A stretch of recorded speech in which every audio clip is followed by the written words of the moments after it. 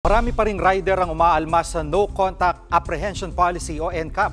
Pero paglilinaw ng MMDA, walang dapat pangamba dahil dumadaan pa sa verification ang mga nahuhuli. Live mula sa EDSA Mandaluyong, nangunguna sa balita si News 5 Transportation Correspondent Gerard de la Peña. Gerard, ilan na ang nahuli sa NCAP at paano ginagawa ang verification na ito?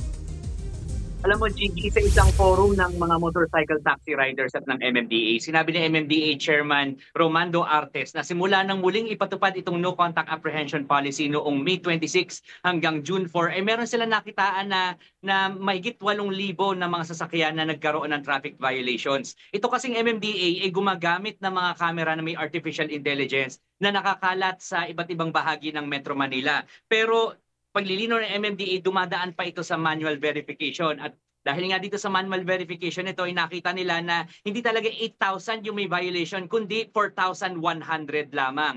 Pag nakita kasi ng mga personnel ng MMDA na hindi naman talaga malupit yung violation, walang malaking paglabag sa disiplina o malaking epekto sa trapiko, kumbaga saan pinapatawad na nila ito at ini-invalidate na yung violation na inirecord ng artificial intelligence. Paliwanag din ni Chairman Artes, may puso naman daw ang pagpapatupad nitong NCAP.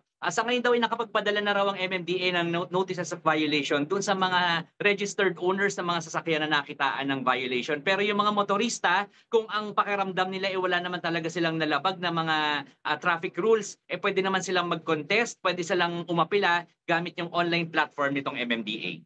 Gigi. At Gerard, dito sa patakaran ng MMDA na 400cc na motor lang ang pataas ang pwede dumaan sa ibang linya, anong reaksyon ng mga motorista? Gigi, yung mga motorsiklo na araw-araw dumadaan lalo na dyan sa Commonwealth Avenue kung saan napaka-stricto nga ng pagpapatupad nung pagsunod doon sa motorcycle lanes. Para sa kanila napaka-unfair itong sinabi ng MMDA na hindi na obligado yung mga motorsiklo na 400cc ang engine displacement at pataas dyan sa pagdaan dyan sa motorcycle lanes. Ang sinasabi kasi ng MMDA dito, itong mga ganitong klaseng motorsiklo halos kasing laki na rin ng mga four-wheeled vehicles at parang hindi na rin sila ligtas kung doon sila sa motorcycle lanes. Pero sabi rin naman ng MMDA, walang special treatment dito dahil hindi pwede yung lane splitting o yung sisingit sila doon sa pagitan ng dalawang sasakyan na nandun sa magkatabing mga lanes. So walang special treatment dito at ito raw para rin sa kaligtasan ng mga gumagamit ng motorcycle lane. Gigi. Yan po ang ulat ni Gerard de la Peña live mula sa Mandaluyong.